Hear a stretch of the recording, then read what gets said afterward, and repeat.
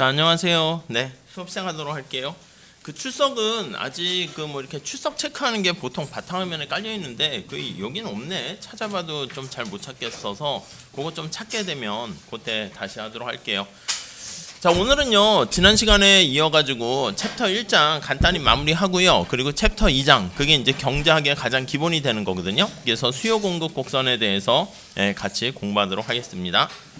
자, 우선 경제학이 추구하는 목표가 뭐냐라고 하면요 여러 가지가 있어. 국민 전체 행복이라 볼 수 있는데 크게 바람직한 목표다라고 하면 이렇게 두 가지를 얘기할 거예요. 하나는 효율성이고요, 다른 하나는 공평성이다, 이렇게 보시면 돼요. 근데 효율적인 뭐냐, 효율성이 뭐냐, 공평성이 뭐냐, 이거는 주관적인 가치 판단의 문제이기 때문에 사실 딱 정답이 있는 건 아닌데 그냥 많은 학자들이 그냥 합의를 해서 그냥 얘기한 것들을 간단하게 얘기하면, 효율성은요 들어보셨을 거야. 야, 나는 말이야 효율적으로 이번 한 학기를 잘 보냈어. 그럼 중간중간에 뭐 낭비하거나 뭐 약간 짜투리 뭐 이렇게 그런 것들이 없는 거예요. 그래서 낭비 없이 내가 원하는 목표를 최대한 달성하게 되는, 저기 보시면요 최소 비용으로 최대 효과를 달성한다라고 돼 있는데 그게 바로 효율성이다, 이렇게 보시면 되겠어요.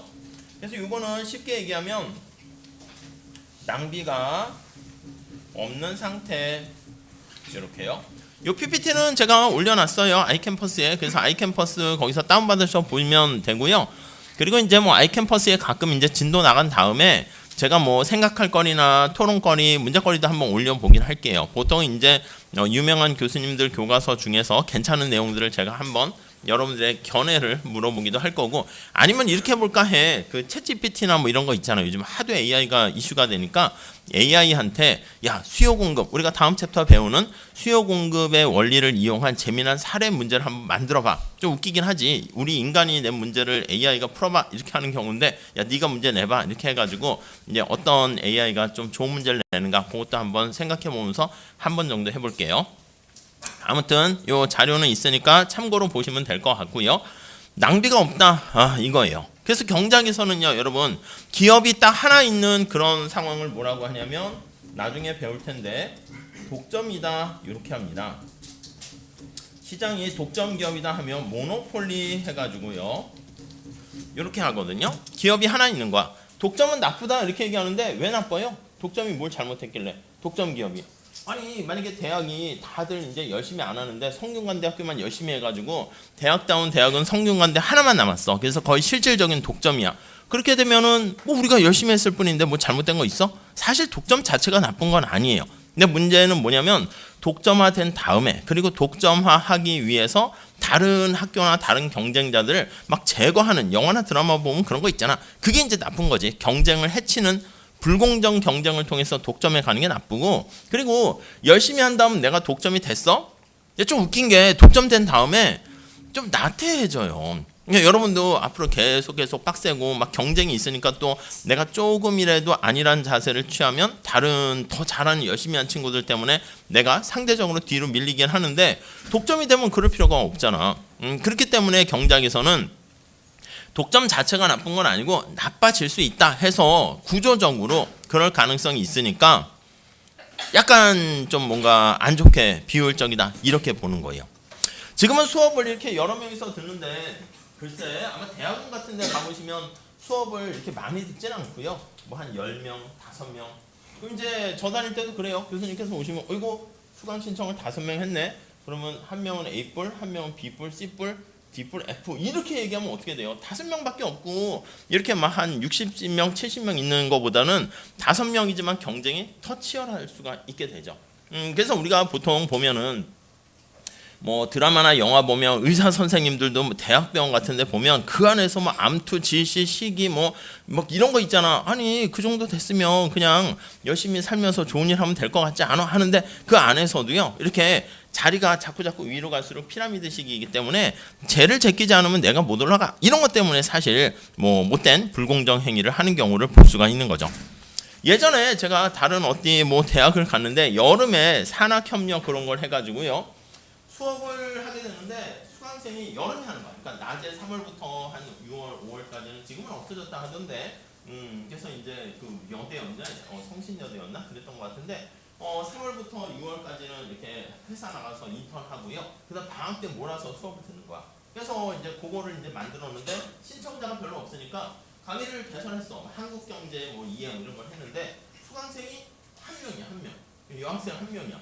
그래서 나만 이거 폐강도 안 되고 이게 뭐야? 근데 옆방 봤더니 환경경제 하시는 분은 2명. 그 옆에도 1명. 아무튼 좋은 취지로 만들긴 한 거죠.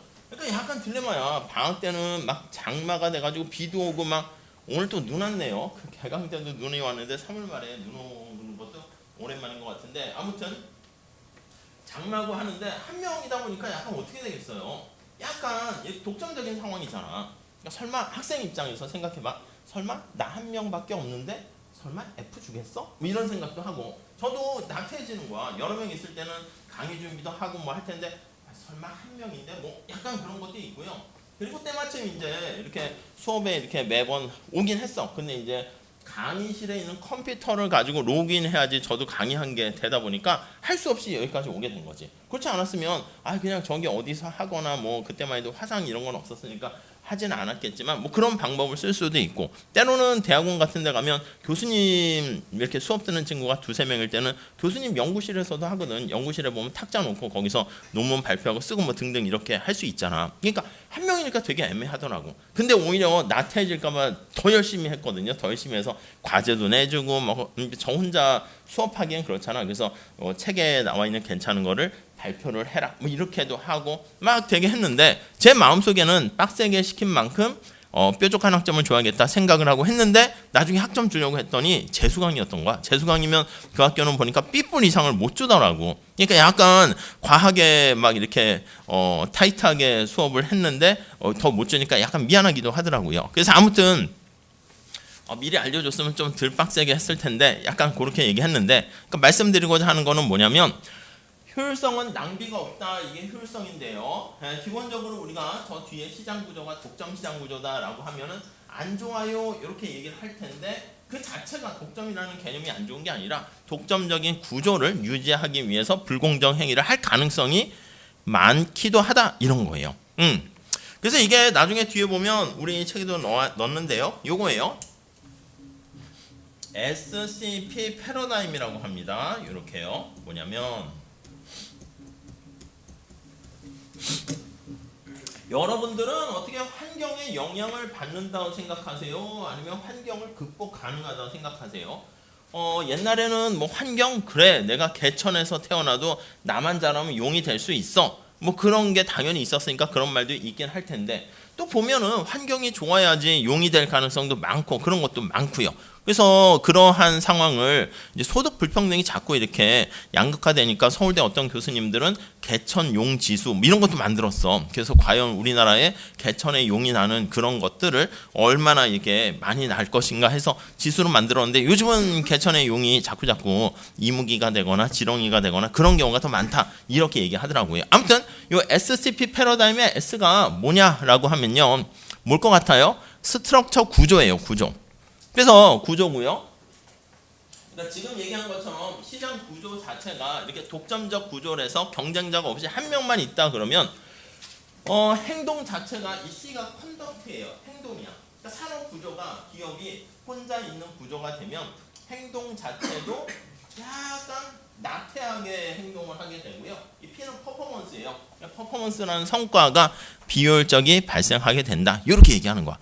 아니 우리 경제학에서도 뭐 경제학자들이나 모든 사람이 뭐 경쟁이 좋겠습니까? 경쟁하면 경쟁하는 사람들은 다 스트레스 받는데 그러니까 경쟁 없는 세상에서 살면 좋긴 한데 그게 첫 번째는 불가능할 뿐만 아니라 자기의 능력을 최대한 발휘할 수 있도록 하는 그 기제, 메커니즘이 바로 경쟁 시스템이다라는 거예요. 대신 만약에 치열하게 경쟁을 하다가 경쟁에서 좀 낙오되거나 좀 약간 실패하거나 뭐 그런 경우에는 다시 일어설 수 있도록만 좀 이렇게 잘 사회에서 보듬어주면 나쁜 건 아니지. 우리도 뭐 경쟁을 싫어가지고 모두 여기 공평성도 있는데 지난번에 얘기한 것처럼 뾰족한 학점을 어떻게 나눠주면 좋습니까? 했을 때 어떻게 하는 게 좋아요? 제비뽑기 어때요? 제비뽑기. 마지막 날 와서 제가 방문에 들고 와서 제비뽑기해서 뾰족한 A 써있으면 A 받고 공평하잖아. 확률도 뭐 비슷하고 운에 따르는 건데 그러니까 그 측면에서 봤을 때는요. 그게 바람직한가? 그거 아닐 수 있다는 거죠.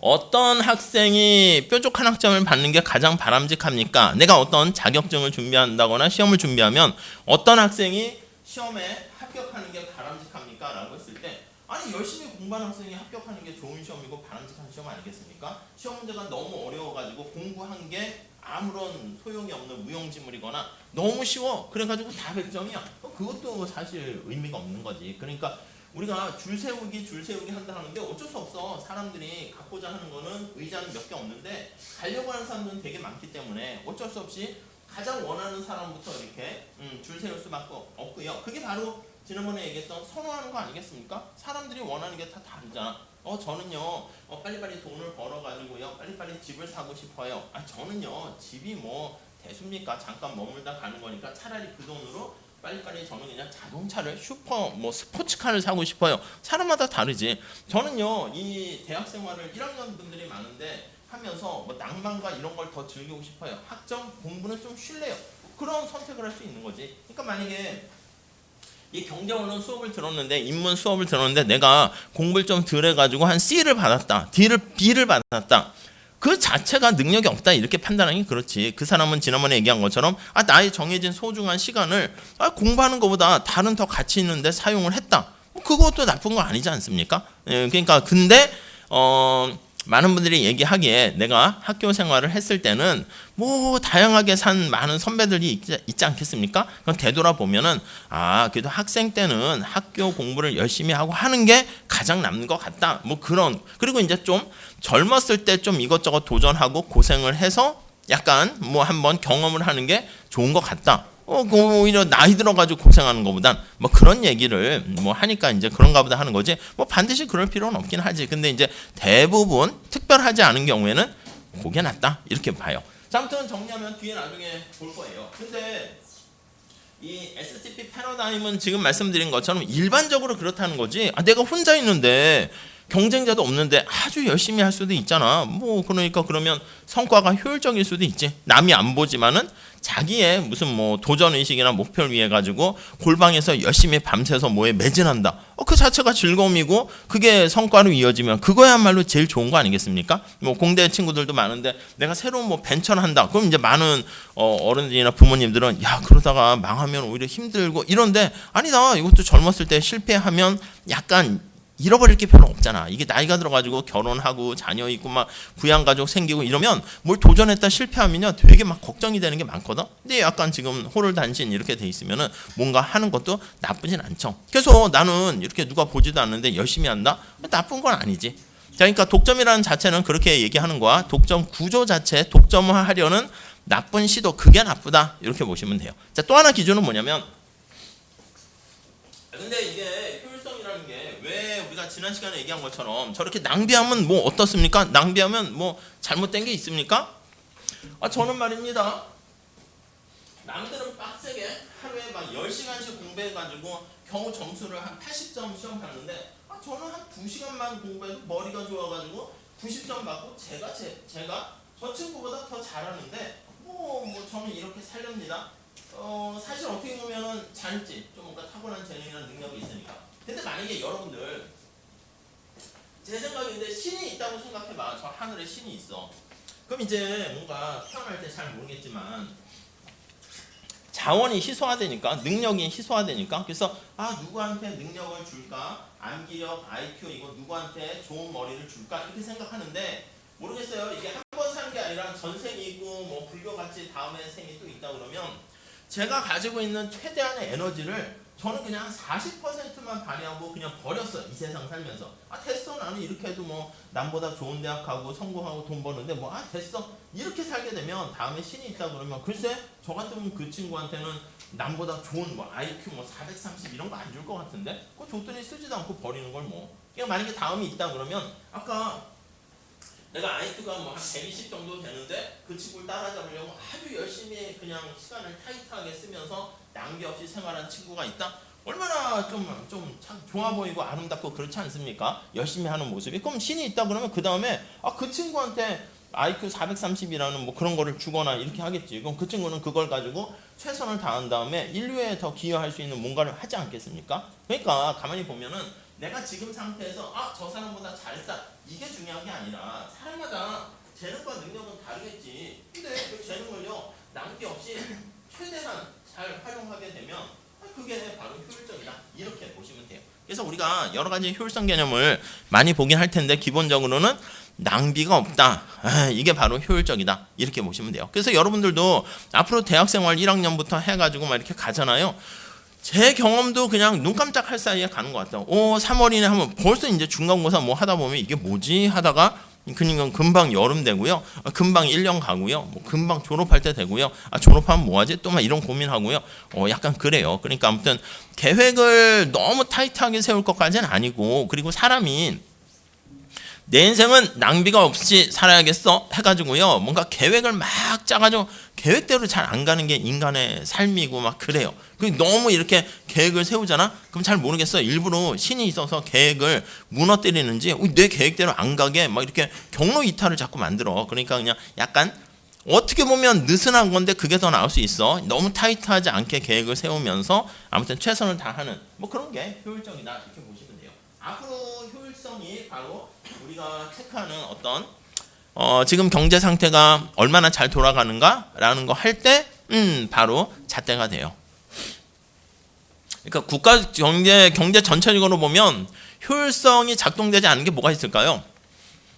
비효율성 중에 대표적인 게 실업이야, 실업. 경기 침체가 돼서 내가 분명히 일을 하고 싶고 일할 능력이 있는데 일자리가 없어서 생산을 못 하고 있어. 낭비 아닙니까? 그러니까 이제 그런 것들도 비효율성이다라고 볼 거예요. 지난번에 봤던 거시경제 접근에서 얘기할 땐 그렇게 하겠죠. 자, 그리고 공평성은 얘는 그래도요 낭비가 없다라는 객관적 기준이 있어요. 쉽게 얘기하면은 요게 객관적이다 이렇게요. 맞냐 틀리냐 이렇게 판단을 할 수 있어. 근데 공평한 분배다 그러면 이게 애매해. 이거는 약간 주관적이에요.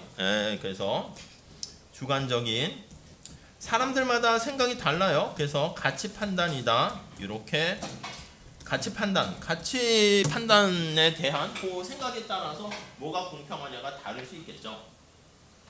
그래서 아까 얘기한 것처럼 어떤 시험이 바람직한 분배고 바람직한 뭐 공평한 상태입니까? 라고 할 때는요. 그냥 경작에서는 기본적으로 기여한 만큼 이렇게 보시면 돼요. 기여한 만큼 이렇게요. 아까 얘기한 것처럼 내가 소중한 시간을 사람마다 계획을 다 다르게 한다고. 야 나는 말이야 약간 주로 이공계 수업을 앞으로 계속 많이 들을 건데 처음으로 듣게 되는 여기 경작 수업을 한번 열심히 해가지고 경작이 뭔지 관심을 가져봐야겠다. 뭐 그렇게 해서 시간을 더 할애하게 되면 시간을 덜 할애한 사람보다는 뭐 능력이 비슷하다 그러면 더 좋은 점수를 받게 되겠지. 나는 1학년 때는 이것저것 다양한 경험을 해보고 싶어. 저도 여기 율정 캠퍼스는 여기 처음 와봤는데 막 저수지도 있고 막 되게 괜찮은 게 많더라고. 야 이런 학교 구석구석을 다 다녀보는 게 나의 목표야. 나는 1학년 때 말이야 도서관을 가봐가지고. 도서관 가보셨어요? 가봐가지고 도서관에 있는 책 같은 걸 한 번씩 다 보는 게 재밌을 것 같아. 요즘은 이제 다 책으로 보진 않긴 하지만 제가 다닐 때는요 도서관에서 책을 빌릴 때는 뭐 그렇게 옛날도 아닌데 요즘같이 뭐 이렇게 띡 이렇게 바코드 찍고 뭐 이런 게 아니라 이게 뒤에 카드가 있었어요. 카드가 있어가지고 거기다 이름을 써요. 이름을 써가지고 언제 빌려가고 뭐 한 2주나 한 달 있으면 반납하면 반납 날짜 해서 그렇게 뒤에 보면 카드가 있어요. 저는 그 학교 다닐 때 그냥 뭐 할 일도 없고 잘하는 것도 없고 심심해서 도서관 가면 신착 도서가 이렇게 오거든. 새 책들이 이렇게 오잖아. 그럼 제일 먼저 그 책을 빌려가지고 그 뒤에 깨끗한 도서 목록 카드에다가 내 이름을 제일 먼저 쓰는 게 저는 제 취미였어. 그래가지고 미리 딱 갔는데 어떤 다른 교수님이 미리 빌렸던 적이 있다고 이거 놓쳤네 하고 이제 약간 그런 건데 뭐 오랫동안 하지는 않았는데 그것도 재밌더라고. 그러면 새로운 책들이 어떤 책이 있구나 등등등. 그리고 도서관에 가면 많은 여러분 전공서적 관련된 것도 주로 많이 공부하겠지만 사람이 뭔가 약간 돌연변이를 만나는 것도 되게 중요하거든. 도서관 가다가 손에 딱 집혔는데 이 책이 갑자기 나의 삶에 영향을 주는 그런 책일 수도 있는, 남들이 안 보는 책, 그런 것도 중요한 건데 보통은 책을 보거나 사거나 그러면 어떻게 합니까? 저도 교보문고 같은 데 가면 어떻게 하냐면 먼저 베스트셀러 이걸 보게 된다고. 그렇지 않습니까? 그리고 왠지 베스트셀러 안 보면 세상의 흐름에 뒤처지는 것 같아서 뭔가 베스트셀러가 뭐지? 이걸 먼저 보게 되고 사도 그거를 사게 되더라고. 그러니까 단점은 뭐냐면 온 국민이 베스트셀러에만 이렇게 막 쏠리는 거야. 생각도 한쪽으로 쏠리고 음악을 들어도 요즘이야 이제 뭐 유튜브나 아니면 막 제가 유튜브에 올린 제가 만든 음악을 들으면서 운전하고 하는데 예전에는 무슨 뭐 엠넷이나 이런 데 가면 인기가요 뭐 이거 있잖아. 한 주간 인기가요 왠지 그 앞에 인기가요 뭐 500개 리스트 해가지고 그거 안 들으면 왠지 좀 이상한 것 같고 이러니까 그냥 또 들을 것도 없고 그렇다고 제가 뭐 나훈아 조용필 이거 듣긴 그렇잖아. 그래서 인기가요 그거 해가지고 이렇게 자꾸 들으면 처음에는 그것도 이상하더라고. 처음에는 노래도 이게 뭐야 이러는데 자꾸 들으니까 익숙해지니까 좋긴 하더라고요. 근데 모든 사람들이 한쪽으로 약간 편식하고 생각하고 그러니까 약간 유튜브 알고리즘이 좀 그런 건 위험한 것 같아. 내가 어떤 거 클릭해서 보게 되면 넌 이게 관심이 있군. 나에 대해서 유튜브나 AI가 더 잘 알게 된 것 같아가지고 그래서 막 내가 좋아하는 걸 막 보여주는데 편식을 하는 거잖아. 그러니까 이게 어느 정도 깊이 있게 전문가로서 깊이 있게 보려면 나쁘지 않아요. 나의 관심사가 무슨 뭐 네트워크 뭔데 그거 관련한 거 계속 보내주면 내가 서치 검색 안 하는데 해주니까 그런 시간을 줄여주니까 좋은데 일반적인 상식이나 건전한 생각을 가질 때는 약간 알고리즘이 좋지는 않은 것 같아요. 아무튼 정리를 다시 하면 이 사람마다 다르지. 그래서 기여한 만큼 받아가는 게 공평하다 할 수 있는데 근데 이거는 약간 정답이 있지는 않아요. 근데 우리가 해결해야 할 두 가지 문제가 하나는 효율성이고 하나는 공평성인데 경제학의 문제는 처음에 뭐부터 시작됐다고 그랬습니까? 앞에서 얘기한 것처럼 자원이 희소하다는 거에서 모든 출발이 시작됐어. 자원이 되게 많아가지고 돈이 많고 자원이 많으면 우리가 무슨 문제에 봉착하겠습니까? 그래서 자원의 희소성 이게 우선 급선무야. 내가 뭔가 철학과 가치와 뭐를 추구한다? 당장 먹고는 살아야 되잖아. 먹고 사는 생계가 마련된 다음 먹고 사는 문제가 해결된 다음 그 다음에 또 플러스 알파 약간 어떻게 되면 인간의 기초적인 욕구라 할 수 있겠죠. 그러니까 자원의 희소성 때문에 낭비를 하면 안 된다. 이게 출발했으니까 궁극적으로는 두 가지 다 생각해서 밸런스를 맞춰야 되겠지만 첫 번째는 요거 먼저 신경 쓰자. 이해 가시죠? 그러니까 이거는 나중에 가치 판단의 문제니까 이건 좀 나중에 하자. 그래서 공평한 분배가 뭐냐, 뭐 소득 분배가 뭐냐 다양한 생각을 할 수 있는데 뭐 기여만큼 얼마나 기여했는지 어떻게 측정하냐 그것도 애매한데 그래서 우리는 당분간은 이렇게 할 거예요. 기여한 만큼 그것도 있지만 n분의 1로 논아가는 걸 그냥 공평하다 그렇게 살짝 얘기할 거예요. 그러니까 골고루 논아가는 걸 공평하다 우선 그렇게 할 거예요. 이게 정답이라는 게 아니라 그럼 이걸 세팅해놨고 난 공평성은 그냥 심플하게 골고루 논아가는 게 어느 한쪽에 쏠린 거보다 그냥 공평한 분배라고 그냥 할게 이렇게 해놓고 여기에 좀 더 초점을 맞출 거예요. 그래서 특히 앞에 미시경제학에서도 뭐 효율성 자꾸 얘기하는데 아니 경제학에서는 뭐냐 뭐 경쟁과 효율만 강조하냐 그건 아니야. 그건 아니고 공평성 이쪽도 강조하는데 우선 얘기할 때는 두 가지를 한꺼번에 하려면 정신이 없고 막 문제가 섞여버리니까 공평성은 좀 뒤로 미루고 우선 효율성의 개념에 대해서 먼저 기반을 다져보자 이렇게 보시면 돼요. 근데 이 둘은요 동시에 달성하기가 좀 힘들어. 효율성을 강조해서 여러분들이 가지고 있는 내재적인 뭔가 능력을 쫙 끌어내려면 그게 바로 이제 어떻게 보면 경쟁이거든. 그러니까 경쟁도 선의의 경쟁자가 있는 것도 사실 자기가 발전하는 데는 뭐 이게 생애 되게 좋아요. 예전에 보면 뭐 피겨 스케이팅에 김연아 선수가 있고 뭐 마오가 있었는데 뭐 두 명이 엎치락 뒤치락 제가 봤을 때는 뭐 1등 하나 2등 하나 사실은 뭐 거기서 거의 비슷하지 않습니까? 잘했네 이렇게 될 수 있는데 그 1등 자리를 차지하려고 막 서로 막 경쟁한단 말이지. 그리고 이제 보통 세팅을 그렇게 합니다. 1등과 2등, 3등 이렇게 골프 대회든 스포츠 대회든 금메달, 은메달, 동메달이 있는데 좀 웃긴 게 우리는 그냥 동메달 딴 것도 잘했고 잘한 거 맞지. 근데 사회가 기억하고 뭐 광고가 붙고 이런 건요 1등밖에 기억을 안 해요. 그냥 내가 2등 됐다, 2인자 됐다. 그냥 그건 약간 잘했네 그냥 끝. 1등만 막 이렇게 쏠리고 상금 같은 경우도 막판까지 결승전 갔을 때 막 이렇게 포기하고 싶은 생각이 많잖아. 근데 만약에 1등한테 10억을 주는데 상금이 2등한테 9억을 준다 할게. 그럼 뭐 그냥 돈으로 따지면 그냥 뭐 2등 해도 나쁘지 않은 거잖아. 뭐 그냥 그 정도 되네. 그런데 상금 세팅은 어떻게 하냐면 막판까지 최선을 다하고 끝까지 열심히 하도록 만들기 위해서 골프도 그렇고 그래요. 뭐 배드민턴 이번에 안세용 선수도 그런 건데 1등이 10억이면 2등은 1억 원이래요. 그러니까 그 차이를 되게 크게 만드는 거야. 그럼 막판에 다들 뭐 쇼트랙이든 마라톤이든 이거 보면 처음에는 막 엎치락 뒤치락 하다 마지막 한 바퀴쯤 되면 대부분 사람들이 어떻게 되냐면 포기하고 싶어해. 당연히 그렇지 않습니까? 여러분 수능 같은 거 할 때도 그냥 뭐 3월부터 내가 반수를 하든 재수를 하든 수능을 다시 보던 고3이 됐던 뭐 3, 4월은 그냥 아직 여유가 많아 있어 보니까 그냥 또 즐겁기도 해. 공부하는 게 힘들지만. 근데 언제가 제일 힘드냐면 시험에 막바지 갔을 때가 제일 힘든 거 아니겠어요? 시험 일주일 남았습니다. 이거 어떻게 정리하지? 아직 할 건 많은데 막 자꾸 까먹는 건 많고 이때가 스트레스가 제일 많다고. 그냥 그때 대부분이 뭐 턱걸이 매달리는 것처럼 포기하고 싶은 생각이 막 드는데 아까 얘기했던 마라톤도 그렇고 피겨스케이팅도 그렇고 전부 다 포기하고 싶을 때 포기하지 못하도록 만들려고 토너먼트 방식으로 1등한테 많은 보상을 줘버려. 그러니까 2등 했다? 2등도 못한 건 아니지, 은메달 못한 건 아니지, 근데 1등한테 확 가버리게 되면 그 사람은 이제 젖먹던 힘까지 다 최대한 발휘하게 되는 거죠.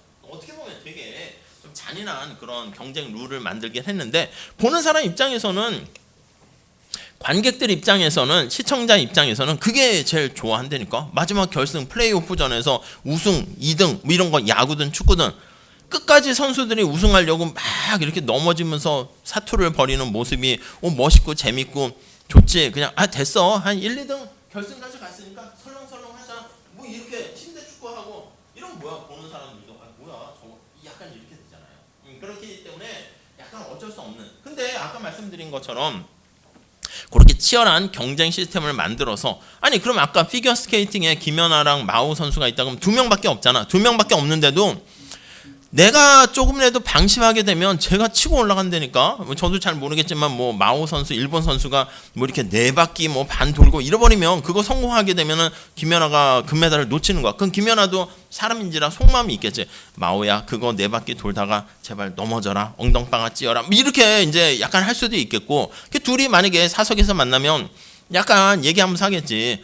마오가 야 연아 너 때문에 내가 금메달도 잘 못 따고 막 짜증나 죽겠다. 그 김연아도 마찬가지잖아. 너 때문에 너 없었으면 내가 편하게 1등 할 텐데 네가 빡세게 하니까 나도 그냥 계속 막 스트레스 받으면서 서로 그러면서 할 수 있겠죠. 근데 아까 얘기한 것처럼 그러다가 만약에 김연아 선수가 마오에게 제안을 합니다. 야 우리 이렇게 너가 금메달은 아니면 내가 금메달인데 주로 너보다는 내가 금메달을 많이 따니까 야 우리 짜구 게임하고 어때? 이게 담합 아니겠습니까? 카르텔? 그러니까 내가 너보다는 좀 더 실력이 나으니까 내가 3번 우승할 때 네가 한 번 우승해. 이렇게 되면 그러면 둘 다 스트레스 안 받지. 그냥 어차피 이번에는 연아가 우승할 때가 되니까 마오도 그냥 설렁설렁하고 다음 게임은 마오가 우승할 때 되면 연아도 그냥 대충 그냥 해버리는 거지 뭐 어차피. 자 그렇게 되니까 사람들 입장에서는 사람 경기 선수들이 최선을 다해야지 멋진 모습이 나오는데 그런 담합 카르텔을 하게 되면 최선을 다하지 않으니까 자기가 가지고 있는 재능을 발휘하지 않는다고 최대한. 낭비 아니겠습니까? 여기에 대해서 우리는 좀 초점을 맞춰요.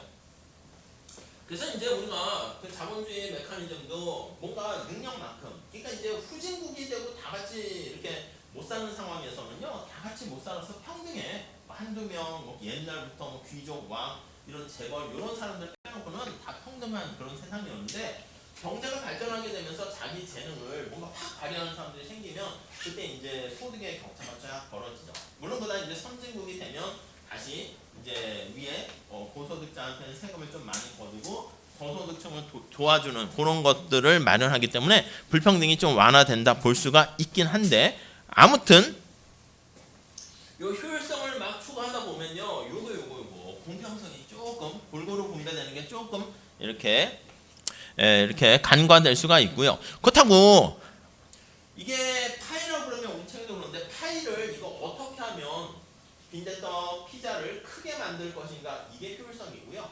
이거는 피자가 만든 걸 가지고 어떻게 나눌 것인가 이렇게 보시면 되겠습니다. 근데 이제 두 가지는 앞으로 보겠지만 이렇게 상충되는 관계가 많이 있어요. 이걸 이제 트레이드 오프 관계가 있다 이렇게 표현하는데 뭐 하나가 추구하려고 하면 다른 거를 좀 포기해야 되는 그런 상황이 많이 발생합니다. 근데 이것도 언제나 두 가지 목표를 다 달성할 수 없다는 건 좀 슬프잖아. 그래서 어떻게 얘기하냐면 단기적으로는 근시안적으로는 상충관계가 발생하지만 장기적으로는 이렇게 조화를 이룰 수 있게 될 수도 있다. 그렇게 봅니다. 그러니까 공평성 없는 효율성 이거 무의미하지. 그래서 만약에 골고루 잘 살면서 약간 우리가 열심히 한 만큼 부자가 많고 또 중산층이 많이 허리를 튼튼하게 받치고 있어야지 그 사회가 안정되지. 아니 영화에서 보는 것처럼 일부 잘 사는 사람들은 저 하늘나라에 살고 대부분이 막 노숙자 생활 같이 하게 되면 이 사회가 불안해서 제대로 굴러가는 것도 아니기 때문에 위에 잘 사는 사람들도 그걸 원하는 건 아니라고요. 그렇기 때문에 장기적으로는 조화를 이룰 수 있고 조화를 이룬 쪽으로 가야 된다. 이런 것들이 앞으로의 문제가 되는 것이죠. 관심사가 되는 것이죠. 자, 그 정도 보시고요. 요거는 넘어갈게요. 여러분들이 뭐 과학에서도 그렇듯이 어떤 이론을 만드는 과정이 뭔가 개념과 관심 있는 주인공들을 찾아요. 그 변수들을 찾아가지고. 근데 이게 현실이 너무 복잡하단 말이야. 그래가지고 좀 심플하게 단순화를 시키는 거죠. 그래서 우리가 자동차 내비게이션도 그냥 너무 옆에 건물이라든가 도로라든가 이거를 사진처럼 실시간으로 하면 정신은 없을 것 같아. 저한테는 그냥 내비게이션이 심플해가지고 어차피 또 3차원도 필요 없잖아. 제가 무슨 드론 자동차를 타고 다니는 것도 아니니까 그냥 이렇게 도로가 그려져 있어서 내가 이렇게 가게 되면 성균관대학교 간다 그러면 여기서 전방 몇 미터에서 우회전 하세요. 요것만 좀 잘 있으면 되지 않겠습니까? 그러면 내가 길치일해서 길을 잘 모르는데 그 정도 있어도 충분해요. 옆에 건물이 이게 있는데 이게 5층짜리 건물인지 10층짜리 건물인지 나한테는 중요하지 않다고. 그러니까 나의 목적이 길을 좌회전, 우회전, 직진 뭐 이게 관심이 되면 무슨 뭐 높이가 어떻게 되고 옆에가 스파게티 집이 있는지 그런 거는 관심이 없어. 그래서 관심 없는 것들을 이렇게 쫙 그냥 단순화시켜요. 약간 모자이크 처리한다 보시면 돼. 그런 게 바로 우리가 현실을 좀 심플하게 만들어서 모형을 만든다. 이렇게 보시면 되겠습니다. 아니 만약에 어떤 의사 선생님이 이제 의대에서 교육을 시켜서 심장 수술을 한다라고 해요. 그래서 우리 앞에서 얘기한 걸로 하면 여기 뭐라고 할까 모형 인형 마네킹 가지고 이제 처음엔 실습을 하려고 하는 거지. 근데 이 사람은요 진짜 사람 같아. 눈도 그렇고요, 막 머리카락도 진짜 사람 머리카락 같고요. 여기 하트로 이렇게 심장 이렇게 있고요. 막 여기 보니까 진짜 막 손톱 발톱 막 이렇게 있는 것 같아. 그리고 어떤 마네킹 도구는요 그냥 이렇게 사람같이 그냥 그렸지 심장만 이렇게 아주 정교하게 해놓은 거야. 나의 관심사가 심장의 구조에 대해서 아주 디테일하게 보는 거면 이왕이면 이게 제일 낫지. 진짜 사람 같은 거니까 긴장되고 그럴 수도 있잖아. 근데 문제는 뭐냐면 심장은 두 개 퀄리티가 비슷한데 얘는 그냥 대충 뭐 사람같이 비슷하게만 인형같이 만들었는데 아니 이 인형이 만약에 10억이야. 근데 요 가격이 1천만 원이야. 아니 그러면 여러분 우리 효과는 똑같은데 비용 대비 이게 훨씬 싸잖아. 그러니까 우리가 모형을 설정하는 것도요 현실을 좀 약간 단순화시키는 작업인데 복잡하게 모든 걸 다 집어넣으면 비용과 컴퓨터 용량 이게 너무 많이 들어가니까 관심 있는 부분만 포커스를 맞춰가지고 단순화시켜서 접근하는 그게 바로 모델이다 라고 보시면 돼요. 그걸 기반으로 해가지고 여기 나와 있는 어떤 충격이 발생했을 때 어떻게 될 것인가 그런 것들 가설을 세우는 거야. AI가 등장해서 우리나라 노동시장에 어떤 영향을 미칠지. 옛날에는 블루칼라가 산업혁명 때문에 다 일자리를 잃게 됐는데 화이트칼라 시장에 어떻게 영향을 미칠지. 뭐 AI가 접목된 로봇가 등장하게 되면서 의료 시스템에서 의사들이 손으로만 이렇게 수술하고 의사 선생님이 하는데 그것도 이제 경험이 되게 중요한 건데 나이가 들면 막 손이 떨리고 막 그럴 수도 있잖아. 그럼 불안할 수도 있잖아. 치과에 갔는데 치과 의사님이 이 벌려보세요. 근데 막 손을 막 떨어. 그래가지고 이게 이를 뽑았는데 아이고 죄송합니다. 제가 옆에 이를 뽑았네요. 뭐 이러면 거기 가고 싶겠어 못 가지. 근데 로봇가 정교하게 막 하게 되고 암세포도 정확하게 딱 타겟 잡아가지고 치료하면 뭐 그러면 뭐 다시 의사 선생님들도 애매할 수 있지. 수술 같은 거 할 때도. 그러니까 그러한 AI나 그런 게 이제 외부 환경이 변화했을 때 우리가 이런 걸 왜 하냐면 지나간 과거를 보는 거 아니에요. 지난번에 계속 얘기한 것처럼 지나간 과거는 이제 역사인데 그 역사도 이제 그걸 단추해서 미래에 비슷한 일이 발생하게 되면 어떻게 될지 예상을 하면서 대비하기 위해서 우리가 역사 공부하고 하는 거지. 마찬가지야. 그래서 AI라는 그런 충격이 왔을 때 어떻게 될지를 뭔가 사람들이 이제 가설을 세우는 거야. 이렇게 되지 않을까? 이렇게 되지 않을까? 그래서 가능한 한 데이터를 구입할 수 있으면 그걸 구입을 해가지고 또 지나간 다음에는 그 모형에 대해서 검증을 해서 그게 진짜 현실의 그 이론과 모형이 부합한다 그러면 그게 이제 이론, 법칙으로 이렇게 만들어지게 되는 거죠. 아무튼 그런 과정들을 얘기할 것이고요. 경작에서도 이제 사용하는 많은 이론들 그런 것들을 볼 거예요. 근데 가정이라는 걸 되게 잘 해야지. 요 통조림 따개가 있다라는 요 통조림 가정이 가장 경작을 우습게 하는 약간 그런 사례 중에 하나인데 책에는 무인도에 배낭에 이제 그게 난파가 됐는데 배낭 속에 통조림이 이렇게 있어요. 근데 이 통조림 따개가 없는 거야. 그랬을 때 물리학자, 화학자, 경제학자가 조난을 당했는데요. 통조림이 있는데 개봉할 도구가 없는 거야. 그러니까 이제 자기가 이제 4년 동안 계속 배우고 하면 그 전공 마인드로 세상을 바라보거든. 화학자는 여기다 불을 어떻게 가해서 이걸 팡 터뜨리고 이렇게 할까 이런 고민을 하고요. 물리학자는 이걸 어디에다 세게 힘을 가해서 이렇게 하면 이게 깨져서 뚜껑이 열릴까 이렇게 얘기하는데 경작자들은 이렇게 통조림 따는 도구가 있다고 가정하자. 이렇게 해버리고 시작하면 사실 문제 해결을 못하잖아. 통조림 따버리면 되는 거잖아. 그러니까 가끔 경제학에서도 많은 이론이 나오고 그걸 갖고 현실을 설명하려고 하는데 제대로 잘 못하는 이유 중에 하나는 요 모형을 세팅하는데 가정하는데 현실과는 완전히 동떨어진 그 가정을 해버리게 되면 그 이론은 멋있어 보일 줄 모르겠지만 현실 설명력이 없으면 그 이론은 사실 무용지물이 되는 거죠. 아무튼 그런 것들 보게 될 거고요. 그래서 제일 중요한 게 요 추상화와 단순화시킨다라는 거예요.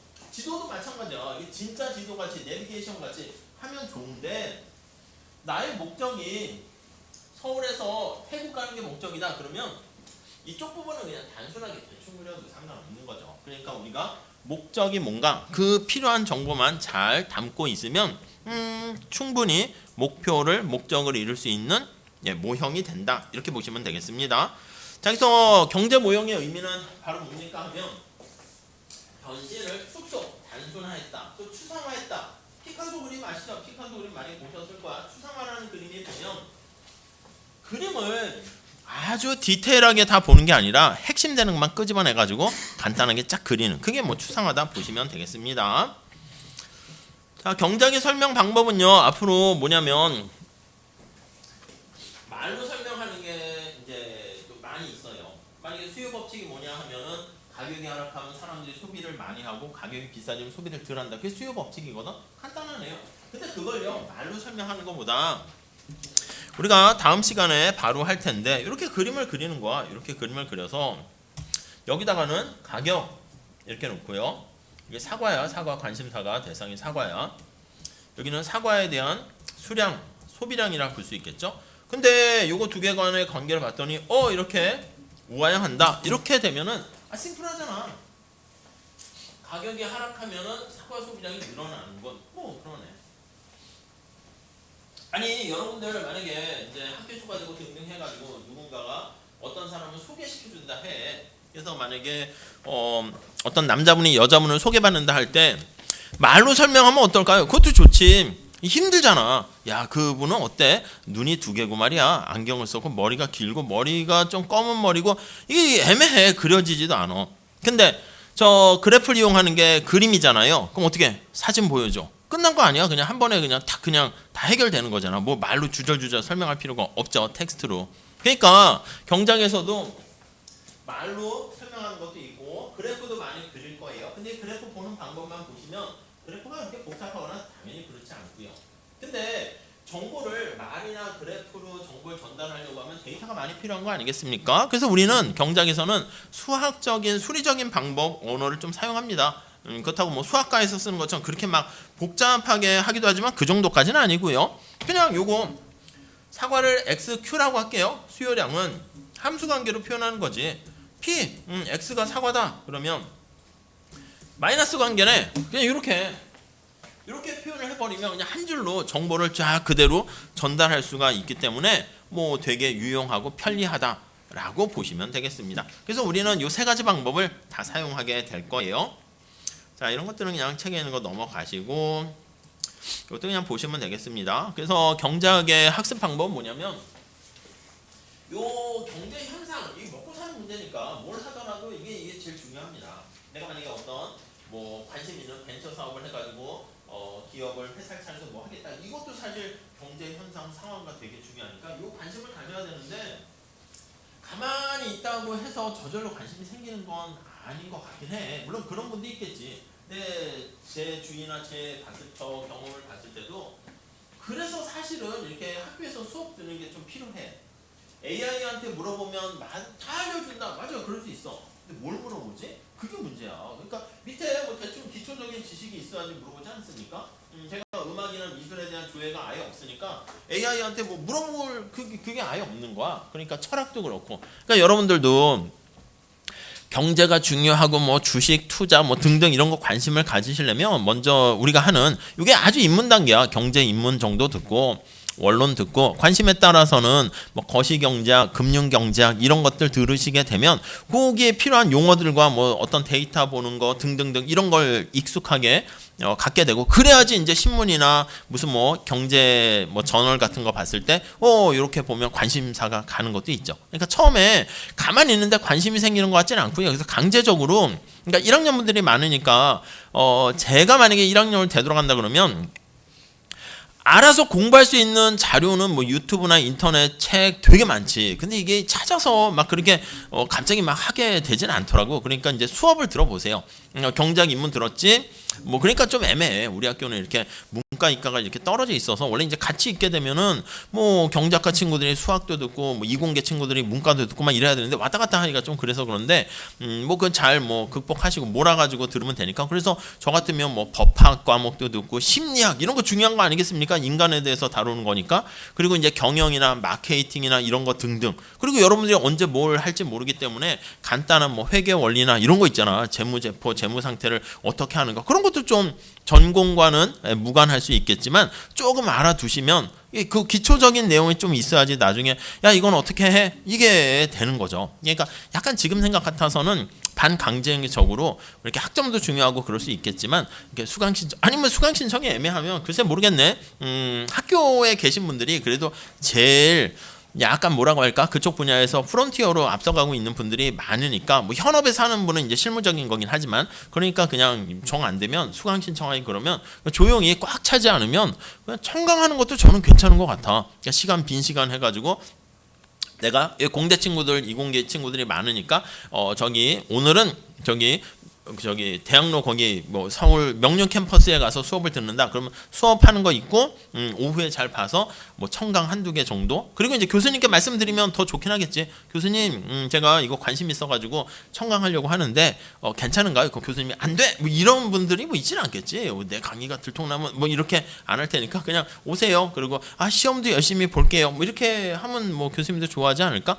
뭔 시험까지? 뭐 이럴 수 있으니까 그때 시험 때가 되면 또 죄송해요 교수님 제가 다른 과목이 많아서 그렇게 하면 교수님도 그래 이게 청강인데 열심히 들으니까 뭐 그렇게 하면은 좋지 않을까 해요. 뭐 역사 그리고 우리 그 성대는 또 보면 뭐 이렇게 논어 맹자 뭐 그런 거 교양 필수 있나요? 1학년 모르겠네. 저 때는 했거든. 그래서 논어 같은 수업이 2학기에 걸쳐서 했어요. 다른 학교 갔으면 그런 거 들을 기회나 있었겠어. 근데 강제로 논어, 맹자 물론 이제 그 내용을 한 건 아닌데 그래도 뭐 이렇게 하다 보니까 제가 그냥 책을 정리하면서 뭐 이사 가게 돼가지고 다 책을 버렸는데 그 1학년 때 거의 30년 전에 그 했었던 그 철학 인문 뭐 이런 거 있잖아. 그 논어 뭐 이런 거 그 했던 그거는 그냥 놔뒀어. 다 한문으로 써 있고 이게 누렇게 아직 그렇게 변하지는 않았지만 뭐 그런 건데 그렇게 좀 해서 1학년 때, 2, 3학년 때 가서 전공을 막 하게 되면은 그때는 바빠지거든. 그러니까 1학년 때 수강 신청 잘 하고 해가지고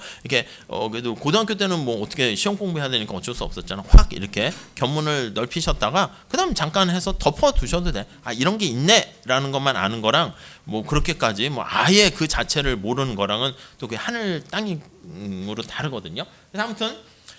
그래서 뭐 경제신문 기사 요즘 뭐 잘 돼 있잖아. 보시면 되겠고 노벨상 관련해서는 그냥 노벨상이 다는 아니야. 다는 아닌데 가만히 보시면 노벨상 기준에 보면 뭐 거기 넣긴 했는데 독창성, 중요성, 영향력. 그래서 이게 이미 남들이 안 갔던 길을 새롭게 만들어야지 이제 노벨상에 약간 대상이 되는 거지. 그래서 뭔가 남들이 갔던 거를요, 우리나라 사람들이 그런 건 좀 잘했거든. 경제 모형이 있으면 그걸 뭔가 수학적과 이렇게 해서 응용해서 하는 건 잘했는데, 그거 자체는 뭔가 이게 선구자적인 뭔가 새로운 길을 탐험가 길을 간 건 아니기 때문에 좀 그래요. 처음 시작한 게 되게 좀 중요하긴 해요.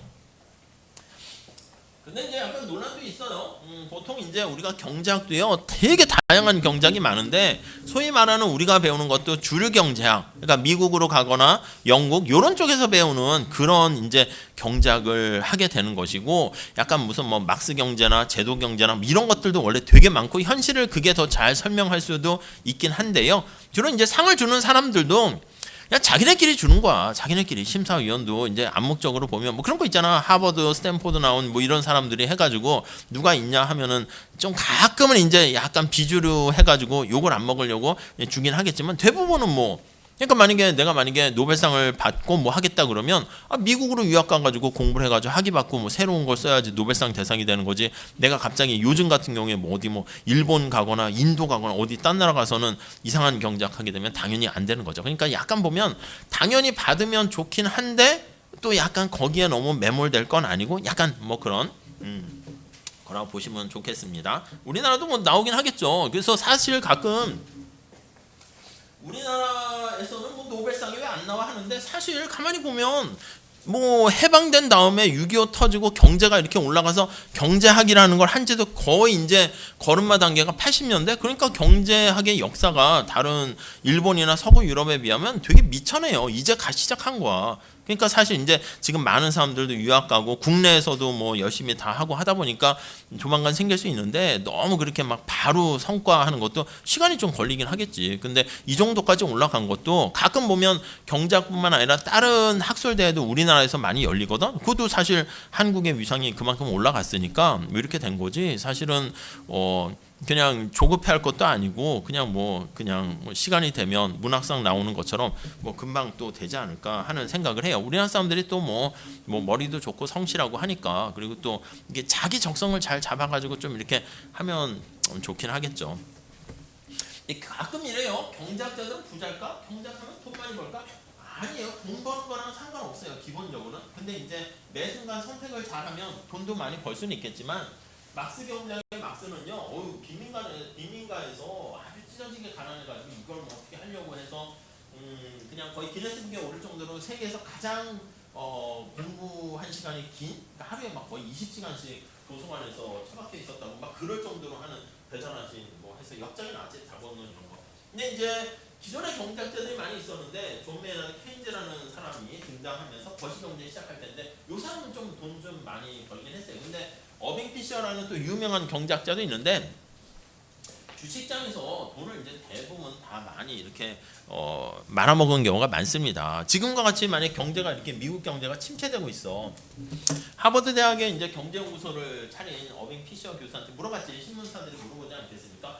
교수님, 언제 이 경기 침체가 끝이 날까요? 언제 이 터널이 끝날까요? 좀만 기다리세요. 조만간 좋아질 겁니다. 이렇게 했는데 아니야 틀렸어. 더 나락으로 가는 거야, 경로가. 교수님, 지난번에 좋아진다고 했는데 이게 더 상황이 안 좋아졌는데 언제 좋아질까요? 이제 조만간 진짜 좋아질 것 같습니다. 안 좋아진 거야. 계속 좋아질 것 같다 했는데 안 좋아졌어. 계속 이랬어. 자꾸 틀리는 거야. 외부 환경도 변하고 하니까 약간 좀 창피하잖아. 그래가지고 연구소 문을 닫았어요. 뭐 이렇게 교과서에 많이 나오는 그런 사람들조차. 그러니까 우리가 가끔 얘기하는데, 뒤에 거시경제 파트에서 할 거예요. 아니, 월드컵 대회 나가면 8강에 갔을 때 어느 나라가 우승할까요? 그러면 가끔 옛날에 돌아가셨지만 펠레라는 유명한 축구 선수가 있었거든요. 그분이 이번에는 아르헨티나가 우승한다 이렇게 예언을 하잖아. 아르헨티나 국민들이 다 울었대. 왜냐하면 펠레의 저주라고. 그 사람 나름대로 전문가가 지금 최고의 선수를 보유한 나라가 어디고 얼마나 팀워크가 잘 맞고 이렇게 해가지고 이제 아르헨티나가 우승할 거야라고 했는데, 그렇게 찍기만 하면 이제 8강에서 떨어지는 거야. 이제 그런 게 있어가지고 펠레의 저주라 했는데, 오히려 전문가가 예상하는 것보다 가끔 뭐 그러대 문어가 다리가 뭐 8개인가 그래가지고 문어가 이렇게 다리를 어디에다가 담그냐에 따라 가지고 뭐 했는데 그게 더 승률이 좋았다라고 하는 얘기가 있는 것처럼 그렇다고 문어신을 믿어야 돼? 그건 아니잖아. 그러니까 약간 단기적으로 봤을 때 주식시장이 어떻게 될지 코인 시장이 어떻게 될지 이거는 그냥 다트 던지는 거랑 거의 비슷하다고 봐요. 근데 이걸 장기적으로 봐가지고 추세를 가지고 하는 거는 경작절이 당연히 맞출 수 있지. 근데 지금 당장 일주일 후에 주가는 어떻게 될지 그건 어떻게 합니까? 그러니까 그런 것까지는 신의 영역이고 뭐 좀 알기가 어렵다. 근데 그 영역을 신의 영역이라 했는데 그걸 막 줄여가지고 그걸 그것까지 맞추려고 하는 인간의 노력이 어떻게 보면 신에 대한 도전 이렇게 볼 수도 있긴 하겠지. 아무튼 경제학자들은 다들 가난했습니다. 네. 아무튼 이건 넘어가고요. 자 이렇게 하시고 잠깐 쉬었다가 우리 챕터 2장 수요 공급 할게요. 잠깐 쉬었다 하겠습니다.